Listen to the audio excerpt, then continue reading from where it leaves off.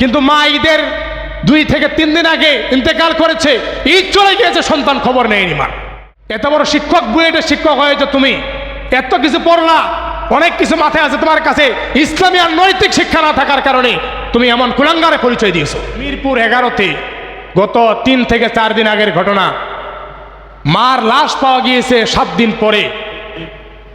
News আপনারা শুনেছেন, আর অবাক হবেন, ওই মার যে সন্তানগুলো আছেন, একজন হলেন সচিব, আরেকজন বুয়েটের নামি দামি বিশ্ববিদ্যালয়ের শিক্ষক, আরেকজন কানাডার প্রবাসী। 3 জন সন্তান, 3 জনে বাইরে থাকেন। যিনি সচিব হয়েছেন তিনি তো অনেক বড় পদ পেয়েছেন। বুয়েটের শিক্ষক মানে কি বাংলাদেশের সুনামধন্য প্রতিষ্ঠান, যেটা আলোড়ন তৈরি করেছে সারা বাংলাদেশ। এখানকার শিক্ষক এমন তেমন বিষয় নয়।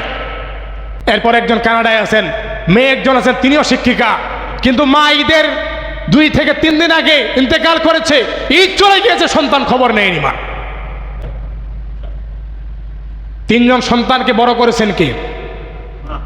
ইচ্ছা করলে গলা টিপে মা হত্যা করতে পারতেন। যে মায়ের গর্ভে ছিলা, ইচ্ছা করলে ওই মা তোমাকে দুনিয়ার মুখ দেখার আগেই শেষ করে দিতে পারত। আমার ভাবতেও, কল্পনা করতেও ঘৃণা লাগে। এত বড় শিক্ষক, বুয়েটের শিক্ষক হয়েছে তুমি, এত কিছু পড়লা, অনেক কিছু মাথায় আছে তোমার কাছে, ইসলামী আর নৈতিক শিক্ষা না থাকার কারণে তুমি এমন কুলাঙ্গারে পরিচয় দিয়েছো। আমি দেশের কর্তৃপক্ষকে ধন্যবাদ জানাই। আমি গতকাল নিউজ শুনেছি সচিবকে পদ থেকে প্রত্যাহার করা হয়েছে। এরকম সচিব আমাদের প্রয়োজন নাই, যিনি উঁচু পদে গিয়ে শিক্ষার বিনিময়ে মায়ের খোঁজ নিতে পারবে না, নিজেকে অনেক বড় মনে করে।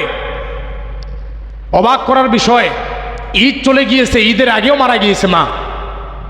3 জন সন্তান, খবর নেই। আমার তো মনে হয় খবর নিলে, ফোন করলে যখন সকালে মা ফোন ধরতো না, দুপুরে দিত, ধরতো না, বিকালে দিত, ধরতো না, সন্তান টেনশনে পড়ে যেত, মা কল ধরছে না কেন।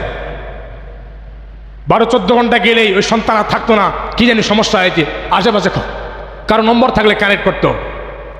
আমার বিশ্বাস যে এই 3 জন সন্তান গত 7 দিনে কেউ কল করে নেই।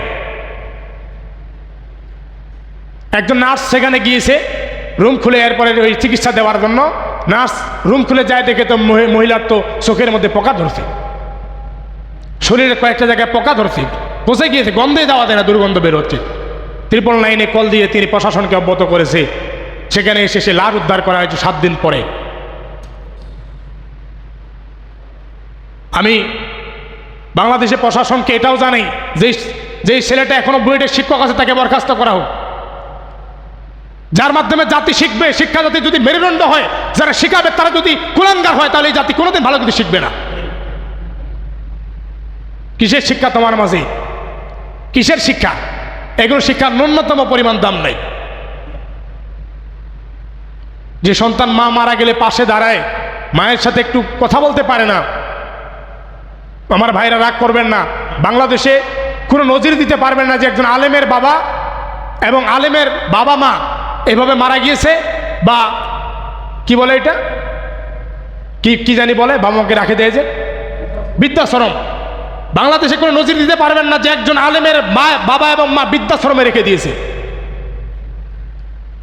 মসজিদের ইমাম সাহেবের বেতন কয় হাজার, মুয়াজ্জিন সাহেবের বেতন কয় হাজার, ন্যূনতম পরিমাণ গ্রামের মসজিদগুলো সংসার চলে না। দেখেন, তারপর বাবা মা সবাই মিলে একসাথে খাচ্ছে। সর্বপ্রথম সন্তান যদি ধর্মীয় এবং নৈতিক শিক্ষা না থাকে, এই সন্তান পরবর্তীতে কুলাঙ্গার হয়ে যাবে। সে বুয়েটে শিক্ষক হয়েছে, কি হয়েছে? তার শিক্ষার ন্যূনতম পরিমাণ দাম নাই। এজন্য শিক্ষা যদি জাতির মেরুদণ্ড হয়, তাহলে আমার বক্তব্য এটাই হবে যে সন্তানকে যেন নৈতিক ধর্মীয় শিক্ষা আমরা দিই। ধর্মীয় শিক্ষা দিলে তার আকেলের মধ্যে বাধা মানবে। যত নিউজ হয়েছে, নামি দামি ব্যক্তিদের মা মারা গিয়েছে, খবর নিয়ে নেই। নামি দামি ব্যক্তির মা হাসপাতালে দীর্ঘদিন সেখানে আছে, সন্তান দেখতে যায় না। নামি দামি ব্যক্তি বৃদ্ধাশ্রমে পাঠিয়ে দিয়েছে, টাকা লাগলে টাকা নেন, বাবা মার খোঁজ নিতে পারবো না। মারা গিয়েছে, সন্তানকে খবর দিয়েছে, যেতে পারবো না, আপনারা দাফন করেন। এজন্য আমাদের সন্তানদেরকে আমরা নৈতিক এবং ধর্মীয় শিক্ষা দেব, কারণ ধর্মীয় শিক্ষা যার মধ্যে আছে তিনি কোনোদিন বিবেকহীন হতে পারে না।